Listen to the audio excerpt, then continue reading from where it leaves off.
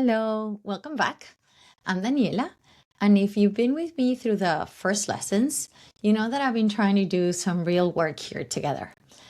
We've talked about what a conscious relationship is, why love alone sometimes just isn't enough, and the myth of the perfect love, how it quietly damages what you're trying to build. Today we're going to go into a more tender space.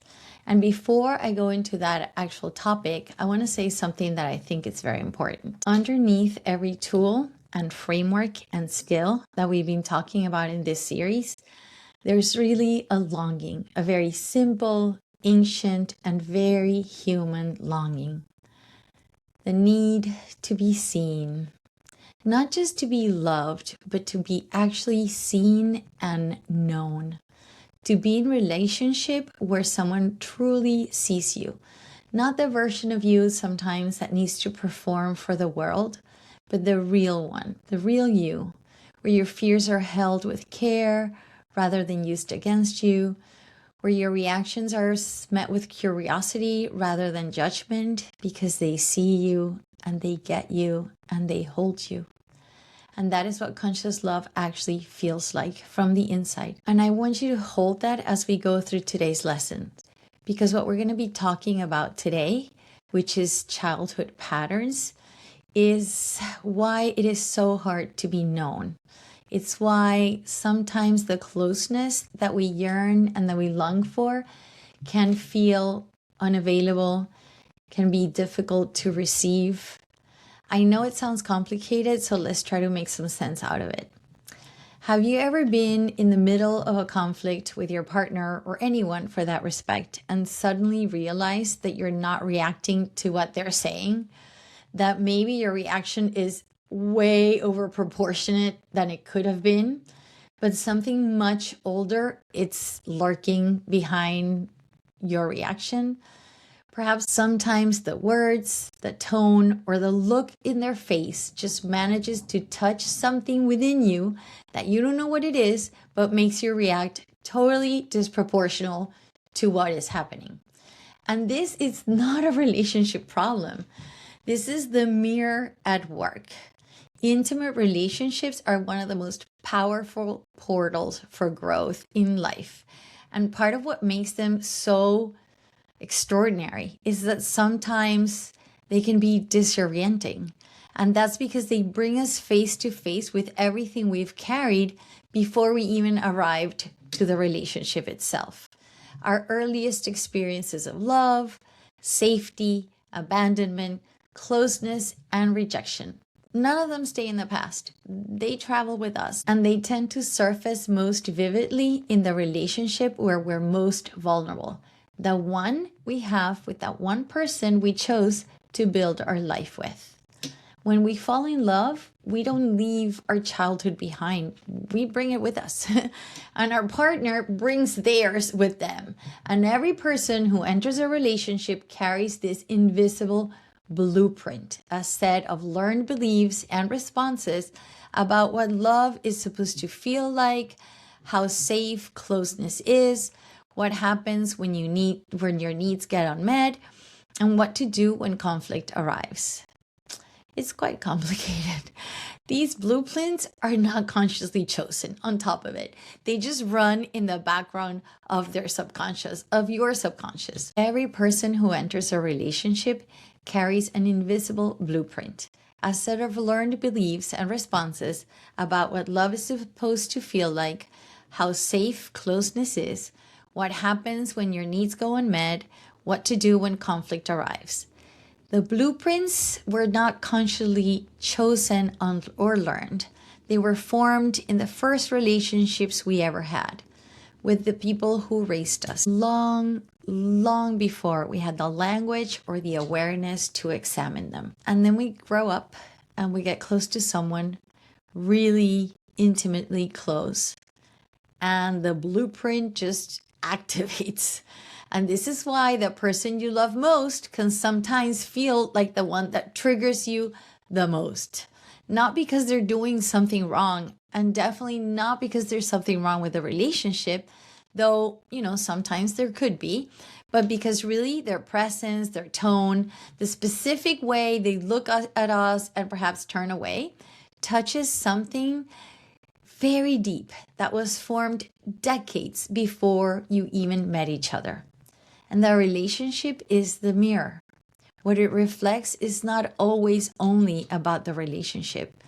Sometimes it's about something so much older, your childhood patterns. And here's what breaks my heart about all of this, and why this lesson really matters so much to me. When our patterns are running without our awareness, we are really not fully available to be known. We are actually responding to ghosts from our past. We are responding to things that happened during our childhood.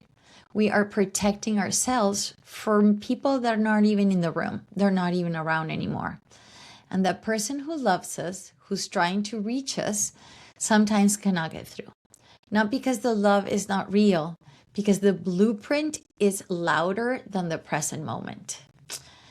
Psychology has a framework for understanding this very important blueprint, and it is called the attachment theory. And it's one of the most important and useful bodies of research I know for making sense of what happens between people in close relationship. The basic idea, it's actually quite simple. And learning about it and implementing it once you see it makes a lot of sense. As children, we develop a strategy for staying connected to the people that we depend on. And depending on how reliable those people responded to our needs, with consistency, with warmth and availability, then we developed several patterns. And those patterns were developed in early childhood, most probably before we're 7. And they show up in our relationships as adults with incredible consistency. There are 4 main patterns, and I want to describe them through real life experiences and not clinical language because they're actually very simple to see and to come alive. The first one is secure attachment. This person grew up with caregivers who were available and generally very responsive. They learned that closeness is safe, that needs can be expressed, and that relationships can hold difficulty without necessarily falling apart. In adult relationships, they tend to communicate well, tolerate conflict without panicking, and repair relatively easy after rupture. This is the pattern we're all working towards. We all want to be securely attached, not because it makes life perfect, but because it really makes love more spacious and more relaxed, sort of speaking, more available, more able to receive and to be received. Then the other types are just a little bit more conflictive. The second attachment style is anxious attachment. This person grew up in an environment where connection probably felt inconsistent, sometimes warm and reliable, and sometimes distant and unpredictable. So they learned that they had to work hard to maintain closeness, that love might disappear if they were not vigilant, that their needs were sometimes met and sometimes too much. In adult relationships, they tend to need a lot of reassurance, to interpret distance as rejection, and to pursue connection more intensely when they feel that it is slipping. Some people may describe them as needy. Their nervous system really just learned that closeness requires effort and that distance is dangerous. The third style is the avoidant attachment. This person grew up in an environment where emotional needs were often unmet. They were minimized or made feel like they were a burden. They learned that the safest strategy was actually to be self-sufficient, that needing people was risky, and that independent was the protection. So in adult relationships, they tend to pull back when things get intense, to feel uncomfortable if it's too much closeness, and to process their emotions privately rather than sharing them. Really what happens is that their nervous system learned that closeness is or could be overwhelming, that distance is safety. And the fourth attachment style is called disorganized attachment. Sometimes it could also be called fearful avoidant. And this pattern tends to emerge from very early environments where the caregivers was also the source of fear or unpredictability. So the person learned that love and danger exist in the same place. And so they both crave closeness and fear it at the same time. So when they become adults, this can show up as that push and pull dynamic. They can have difficulty trusting people and deep confusion about where they actually want to be and how intimacy feels like to them. And here's where it gets particularly interesting and particularly important. Because as life would have it, anxious attachment needs closeness to stay safe. Avoidant attachment needs distance to stay safe. When these two meet in a relationship, which they invariably will, because we tend to draw to the people whose patterns complement or challenge our own. So that means that in most relationships, you have an avoidant and you have an anxious attachment person. The dynamic can feel maddening, crazy, exhausting. The more one partner pursues, the more the other partner withdraws. The more one withdraws, the more the other pursues. Both people are trying to find safety, but both strategies are working against each other. And underneath all of it, underneath the pursuing, the withdrawing, the silence, and the escalation is the same longing. The longing to be known, to be seen, to be safe enough to be yourself and be vulnerable. To be met by the one person who matters the most without having them to fight or flee from you. And this is not a broken relationship. It's two different nervous systems shaped by two different childhoods trying to find their way to each other. The relationship is not the problem. The unexamined blueprint is the problem. So remember when we talked in the last lessons about the idea that you're not in a relationship the way that you're in a fixed room, that you're actually in a field, and what you carry internally becomes that invisible architecture to the field of how you love. Well, attachment pattern is one of those things that you bring into the field. And so does your partner. Together, those two patterns create the emotional operating system of the relationship, mostly without either of you realizing it. It keeps running quietly, silently in the background, shaping everything. How you argue, how you repair, how close you feel, how available you truly are to know and get to know each other. The only way to change the operating system is to actually see it first. And here's what I would love it if you could take with you from this lesson. These patterns are not destiny. And they're not labels. They're not character flaws. They're not diagnoses. They are not permanent features of who you are. They are learned responses, strategies that made sense in the environment where you grew up, where you formed them.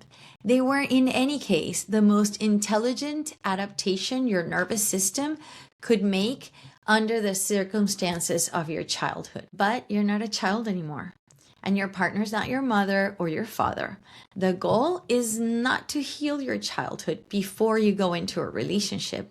Most of us are in relationship precisely because that's one of the best places we can grow in. The goal is actually to become conscious about the patterns that surface, to notice them when they activate, to name them rather than react from them, and to be willing to update them with the evidence of your present relationship.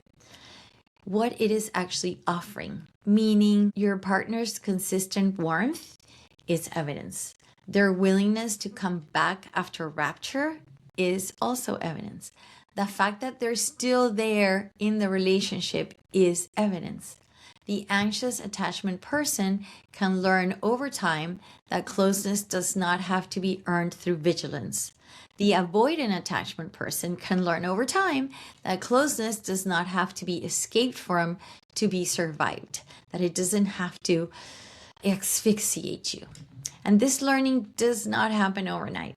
It happens in small moments, in the choice that we make every time that we're feeling that we want to respond from a place that it's really not our present moment. In the willingness to stay in the conversation rather than shutting down. In the courage to say, I think I'm reacting from an older part of me. Let me take a moment and be conscious about it. All those small moments, one by one, every day, something extraordinary becomes possible. You can learn to be a secure, attached person. The other person stops being a trigger and starts bearing witness to who you really are.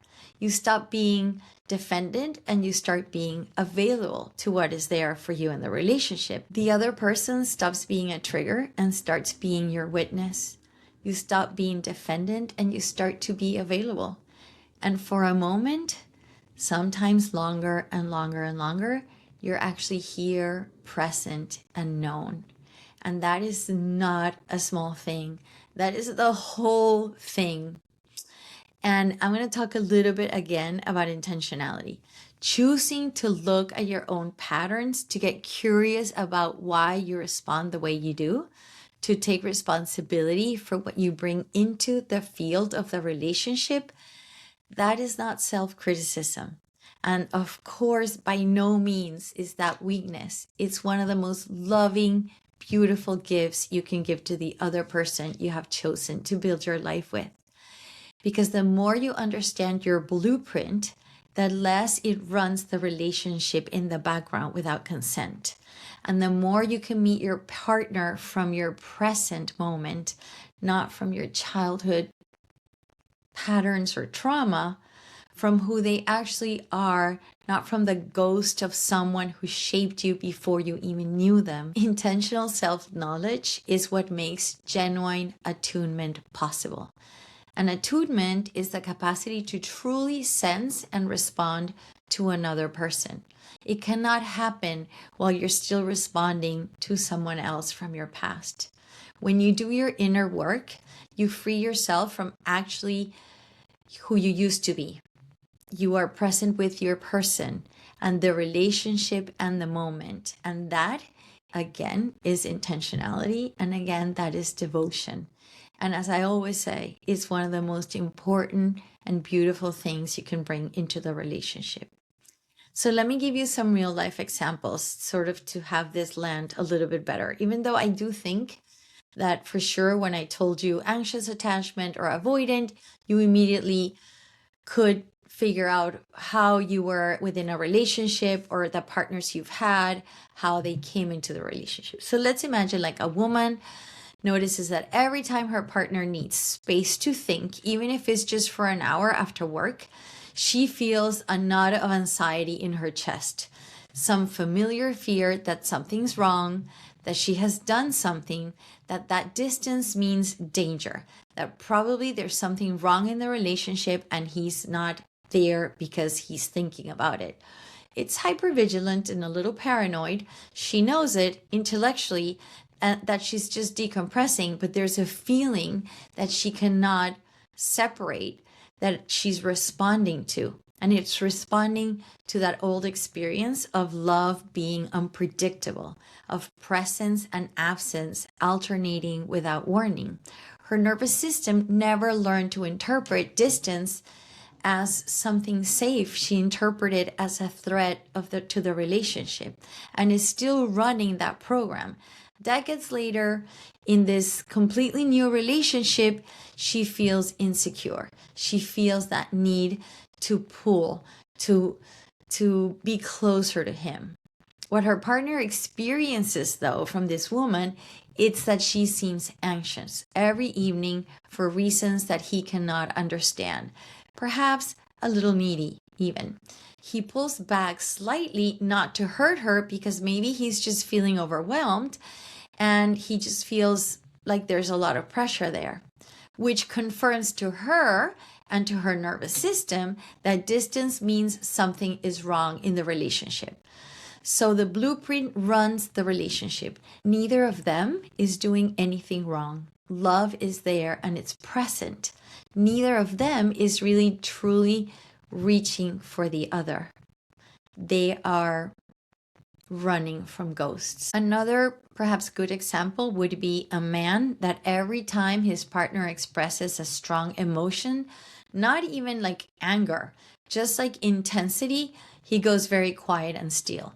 He doesn't mean to shut her out. He doesn't even fully realize it that he's doing, but somewhere early in his life, emotional intensity in the people around him meant that he needed to take care of himself, and he needed to make himself small and invisible. His nervous system learned that when emotions rise, he needs to disappear. And she still is interpreting that indifference. And she's interpreting his silence as indifference, when really it's an old way of protecting himself. What she's experiencing is a man who goes away precisely when she most needs to be met, in her highest, in most intensive emotional state. The longing for her to be known, to have her emotions perceived rather than met with withdrawal, goes unmet again and again, not because he doesn't love her, not because he doesn't care about her, because his blueprint is much louder than his love. And he's probably not even aware and conscious about it. Both these people are longing for the same thing: to be known, to be seen, to feel safe, to be truly met. And both of their blueprints are standing between them, between what they're wishing for and what is actually running their subconscious. So I'm going to invite you to think of one recurring dynamic in your relationship, a moment that keeps repeating itself, a reaction that feels bigger than the situation warrants, a pattern of pursuit and withdrawal, or closeness and distance that neither of you truly understand. I know that in my past relationships, I had plenty. Get curious rather than critical. And just ask yourself, where have I felt this feeling before?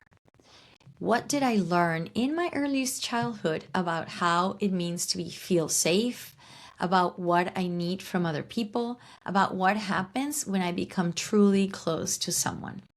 And then ask the even quieter question, underneath it all: what would it feel like to be fully known by my person?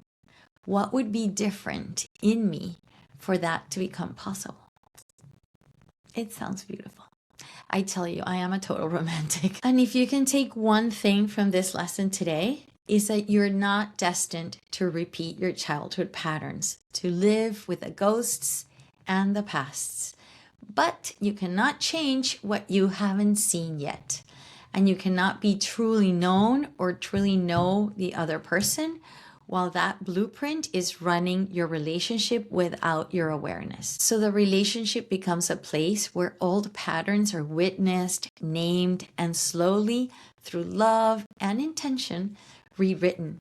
And where two people can finally, sometimes imperfectly, but always with honesty, actually reach for each other. If this work resonates with you and you want to go deeper into it, Secret Circle is a community built around emotional mastery, relational literacy, and conscious living. It's a space for those who want to grow on purpose and love with more awareness and more openness.